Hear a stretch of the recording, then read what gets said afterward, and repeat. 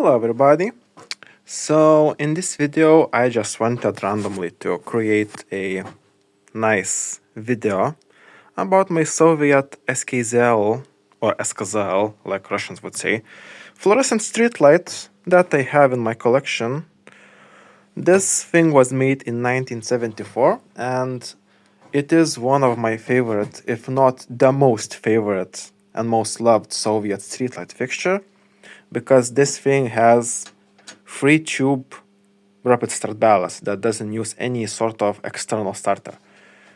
This thing is original to this fixture, and it is notoriously hard to find these fixtures in the wild with working ballasts, because this is one of those ballasts that actually burns itself out if it's powered on without any tubes in the fixture. So when in USSR these fixtures had tubes that went all in them and the tubes could not start anymore, the ballast would be turned on like the whole night and they would burn out. So that was the main reason why these things were changed out so frequently. And literally they were like everywhere. They lasted about 2 to 3 years, maybe 5 years, and then all of them got replaced with mercury vapor or sodium streetlights. So it was a very short-lived agenda. But this fixture is in good condition.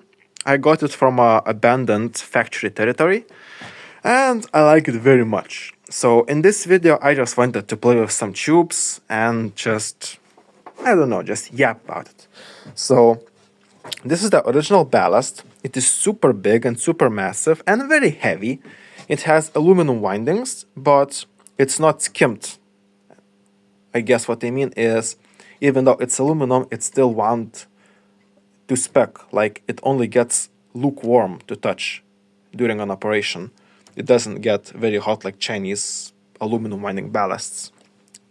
So yes, this is the wiring diagram for the ballast, like as it has these Bakelite connector things. And this is the actual diagram of the ballast. So a little story behind how it works. So this ballast has a primary winding, but it actually has the secondary winding that continues from the primary winding, and this is actually called an auto transformer. And what basically happens, it creates about 600 volts with high OCV, and it oscillates between 3 tubes connected in series with these resonance capacitors. So basically the ballast works as auto transformer / rapid start ballast, and 3 tubes are connected in series. Very, very neat little thing. So these are spring-loaded original Soviet like sockets, and I love them very much because they're robust. They're made from Bakelite, and usually they're not breakable. Like, you can actually hit them, you can throw them. They are really good quality things. They have screw terminals in here. Like, you have to take out a screw, you have to wind the wire around the screw, and you have to try to put the screw back in, and it's actually a very permanent connection. Basically, very, very robust fixture made to be used for a very long time, if you take care of it. These resonance capacitors are not original to the ballast. The original ones would almost practically all the time explode when the temperatures hit below 0, because the electrolyte in them would crystallize and they would explode. So these ones are just some new ones I got from, I believe, eBay. I don't remember now. So yes, this is the fixture, and I'm gonna test many different tubes on it. So basically, a little bit of lore behind this fixture. This fixture is designed only for T12 fluorescent tubes. In low temperatures, like for example Russian winters, where the temperature can easily go below 30 degrees, the T8 tubes would never start in this fixture, only T12 tubes. And even T12 tubes in very cold climates, they would actually glow ends, and they would need to heat up a little bit before actually arc would strike in them. So, but hey, this circuit eliminated starters, so when you have like 500 fixtures on one road out of billion roads in the whole of USSR, and starters fail everywhere, you wouldn't want that. So these starterless ballast were a good choice. So I'm gonna test this fixture now with T8 fluorescent tubes, Currently at a workshop it is 10 degrees Celsius, and these are the tubes I'm gonna use. One Hungarian tube, one German tube, and one Polish made tube. So let's install them and see if they start.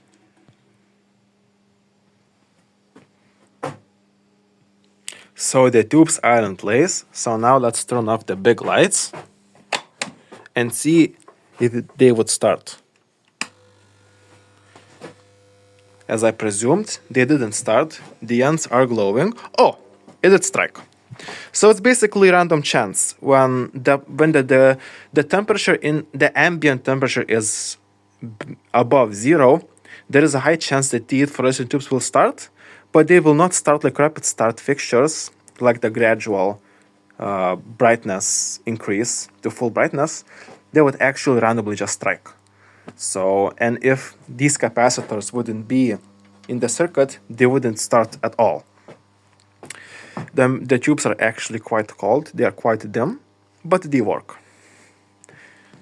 You can actually hear the humming of the ballast. I love this noise so much. So, the 8 fluorescent tubes did start, which is nice. So now, let's try it with T12 fluorescent tubes. These are the tubes I will be using, 2 Polish tubes and 1 Hungarian tube. So, let's try it. Okay, so T12 tubes are in, so let's try it. Yes, there was the rapid start increase in brightness from 0 to full brightness. It takes about 2 seconds to do that. And I love this starting sequence all the time because it's so gradual and actually really lovely to look at the start of the rapid start ballast. So, of course, the tubes are very high quality tubes, these Philips tubes under the name Pilla, and this Hungarian tungsten branded tube. Actually, with Soviet tubes, it would probably take a little bit more time to ignite because Soviet tubes are not that good quality most of the time, but these high quality tubes, they started quite fast. So this is how the fixture would look like with T12 fluorescent tubes as per design. Most of the time in the wild you would find these fixtures without its cover. So if you find a working one, which you will never will, this is how it would look like. And I believe it looks absolutely amazing. I just love the noise of the ballast.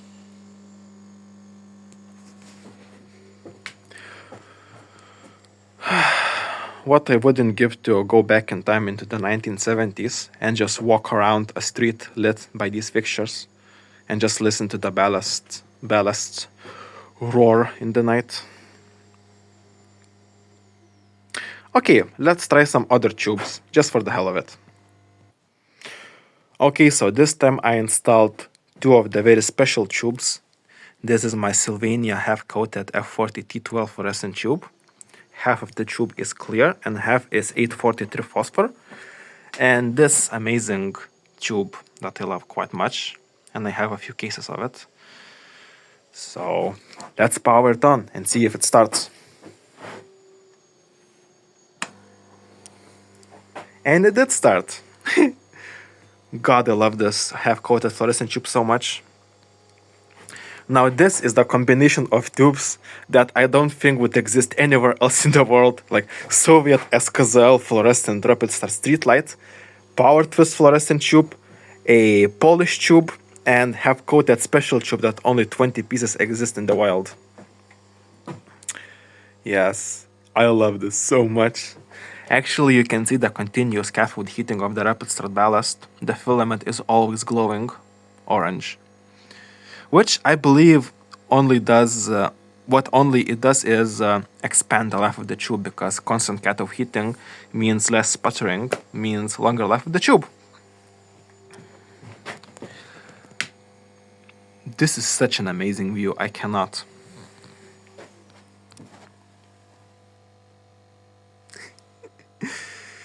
Oh my god, I love this fixture so fucking much, I can't.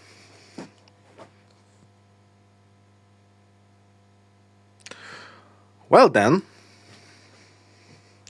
Let's do some more playing with various fluorescent tubes, shall we? Okay, so now I have installed 3 colored Tungsram T12 fluorescent tubes from 1990s, and let's see how it will look. Oh my god, it looks so amazing. I can't. Almost started to speak in Lithuanian there. Oh my god, the colors are so vibrant. It looks so amazing. Of course, the green is the brightest, the yellow follows second, and the red is the dimmest. But the red one is so vibrant. I love these tubes so much. The yellow is actually just extraordinary. It's so vibrant. I love it so much. This is such a cool thing to witness in real life. There you can see it better. I love it so much. This is such a beautiful sight.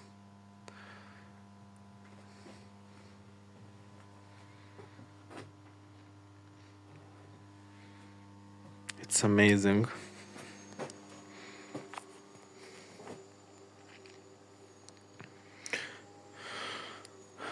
And to the Kenai, what they did here was Lithuanian country flag, yellow, green, red. So some patriotism shit right in here. Okay, let's try it with another tube. Okay, so now I have installed a blue tube. Let's see how it will do. Wow. So beautiful. I cannot. Of course, the camera has very hard time focusing on the 50 Hz flicker. But what can you do when you have a phone that literally was the cheapest one in the store because you're a hobo like me?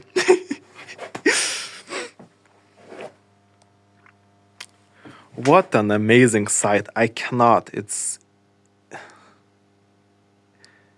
just extraordinary. Owning such a thing when you are all technology fanatic like me is just amazing. Imagine the possibilities, like if you have a carnival and these fixtures along the streetlights, poles, I mean, you can install colored fluorescent tubes in every single one at random mixing, and you can have such an amazing atmosphere. I believe something like that was done in Vietnam one time.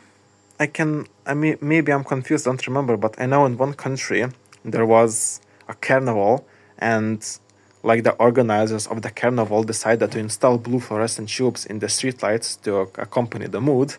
And what they didn't realize was they bought blacklight fluorescent tubes, which are UV tubes, and everyone in that carnival got sunburned. So, funny story. Maybe not so funny to the people who lived through it, but still funny. And another thing I think that killed these fluorescent fixtures in USSR was the cancer of these spring-loaded things, sockets, because actually to take out and install tubes, this one is easy because it has so much more play, the top one, but these two bottom ones, it's really hard to take the tubes out and install them in. It's almost like you need a fucking tool.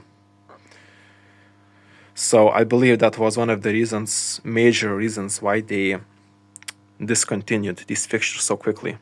Also, another thing, probably what also killed these fluorescent fixtures, imagine a situation like 500 of these fixtures got installed in some roadway, and technicians installed SKZL Poltava-made Ukrainian tubes in USSR. Now imagine the consequence. When you install 1,500 tubes in every single fixture from the factory that has literally the lowest quality tubes in the whole of USSR. Like, we're talking half of the tubes in a case are duds because the factory did not test them. They just rolled them off the conveyor still hot into the cardboard boxes. And with garbage tiny filaments that would lose the emitter in like a few months or maybe even few weeks of use and would go ill. So imagine a catastrophe of such a magnitude when all of the fixtures fail within few weeks because the tubes are garbage. So I believe that was also one of the biggest reasons why these fixtures got so quickly discontinued. But still, I am very, very happy that I have this fixture in my possession, especially with the working ballast. It was so fun to yap about it. Hope you enjoyed watching and listening to me yap about this fixture. See you in my next video. Bye!